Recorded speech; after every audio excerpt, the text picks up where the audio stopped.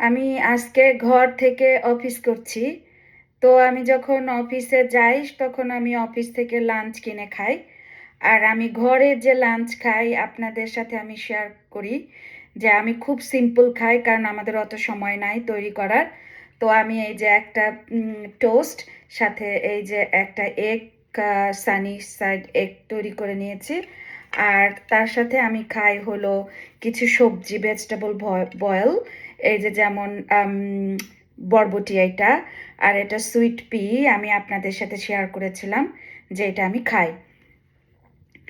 আর সাথে আমি কিছু ফ্রুটস খাই।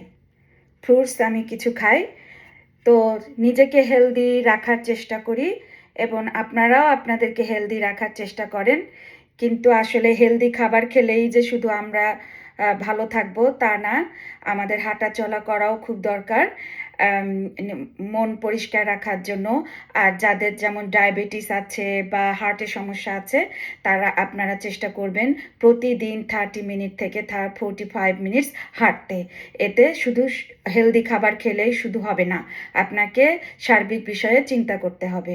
তারপরে আপনি স্বাস্থ্যসম্মতভাবে জীবনযাপন করবেন, বাকিটা ঈশ্বরের হাতে। কারণ মরা বাঁচা সবই তার হাতে। আর আমি হেলদি খাবার খেলেই যে আমি হেলদি থাকবো তার কোনো কথা নেই, কিন্তু চেষ্টা আমাদের করা উচিত। ভালো থাকেন। অন্য একটা ভিডিওতে আপনাদের সাথে আমার দেখা হবে। বাই।